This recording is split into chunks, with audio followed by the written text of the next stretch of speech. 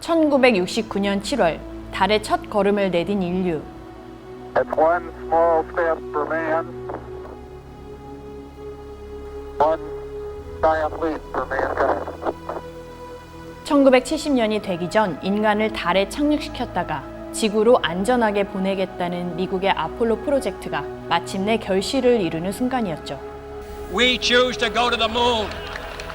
We choose to go to the moon. 아폴로 프로젝트의 9번째 미션이었던 아폴로 11호가 달 앞면 고유의 바다 착륙에 성공하면서 인류는 우주를 향해 거대한 도약을 이뤘지만 그 뒤에는 수많은 도전과 좌절이 있었습니다. 지구에서 달까지 38만여 킬로미터를 향한 도전. 이제 우리 차례입니다.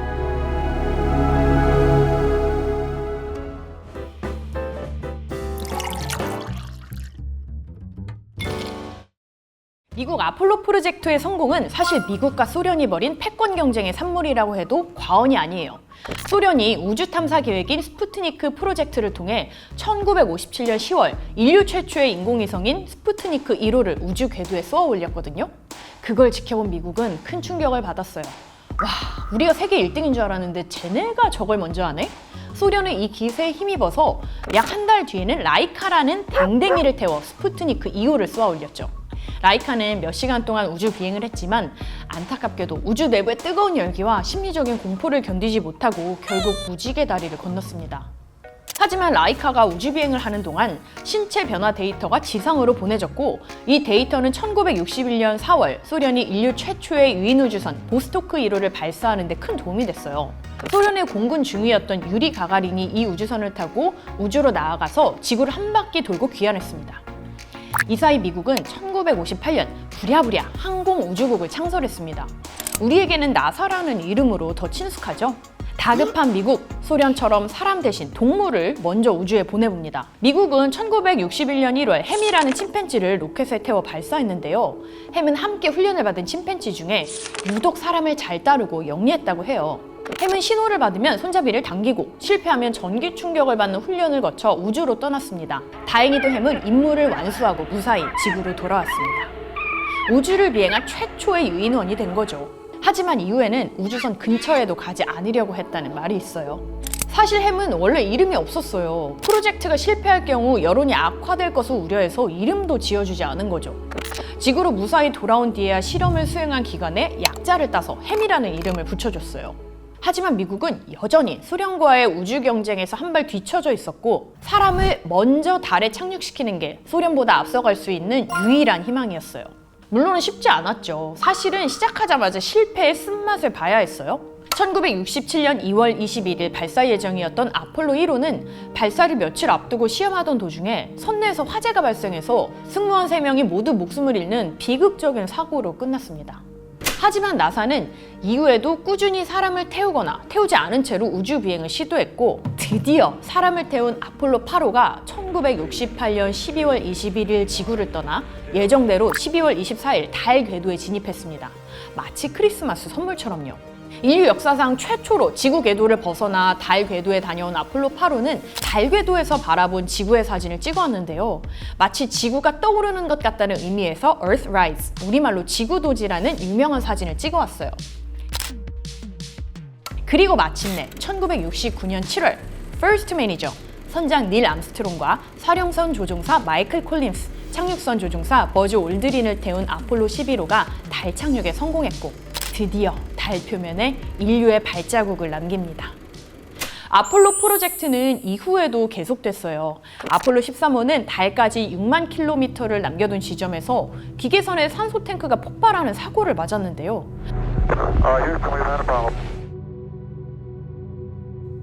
난방을 끄고 급하게 임시 이산화탄소 여과 장치를 만들어서 지구로 무사히 돌아왔어요.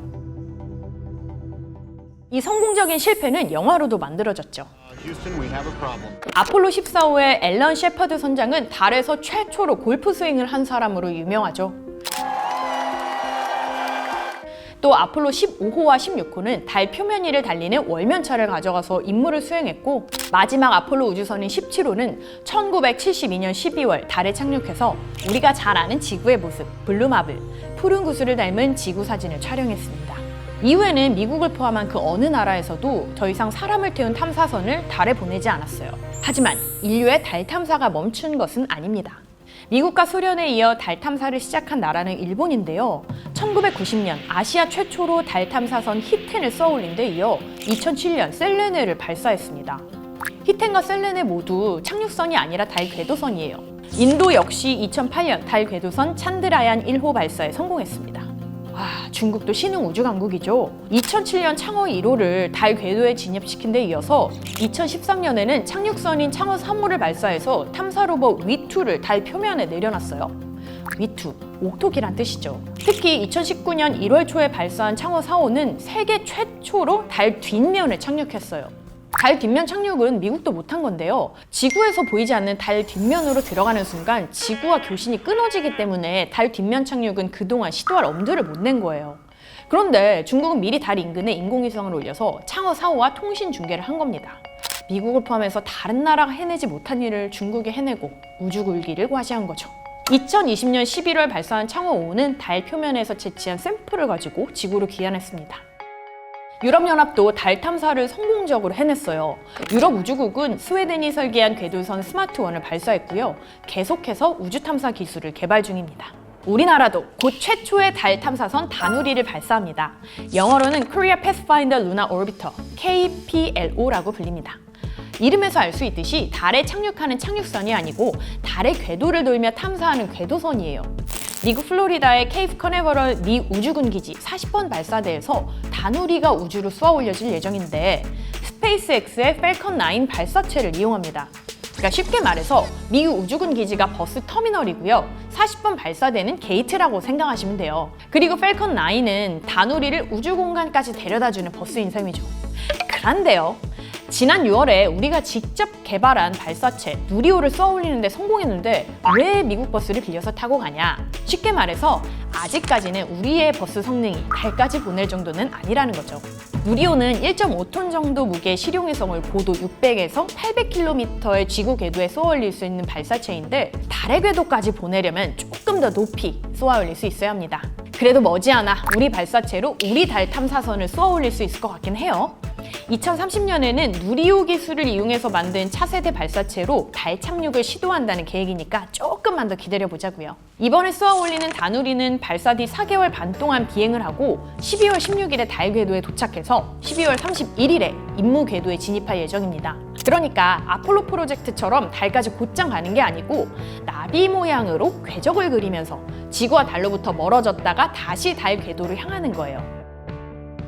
로켓에서 분리될 때 받은 추진력과 운동력을 이용해서 태양과 지구의 중력이 균형을 이루는, 그러니까 두 중력이 상쇄돼서 중력의 영향을 받지 않는 라그랑주 지점까지 날아갔다가 지구 쪽으로 이렇게 방향을 틀어서 지구의 중력에 이끌려서 다시 지구까지 온 다음 5번에 걸쳐서 감속 기동을 하고 천천히 달 상공 100km 궤도로 진입합니다.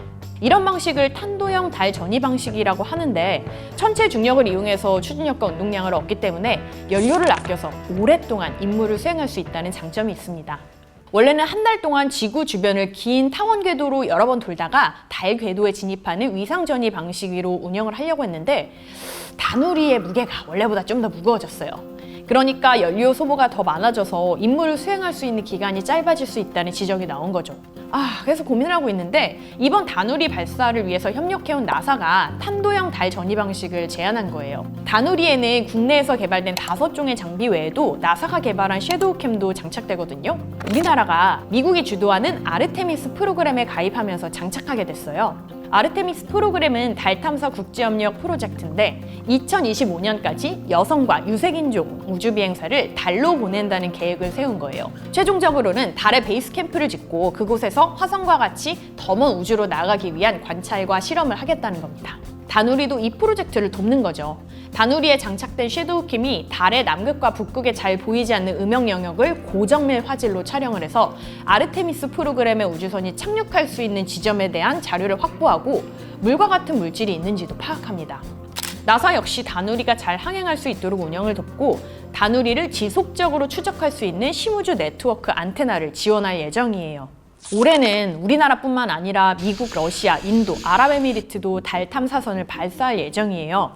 이제 단순히 인류가 달에 착륙하는 게 아니라 달을 기반으로 더 먼 우주를 탐사하는 진정한 우주 대항해 시대가 오고 있는 만큼 우리도 하루빨리 달을 향해 나아갈 필요가 있겠죠?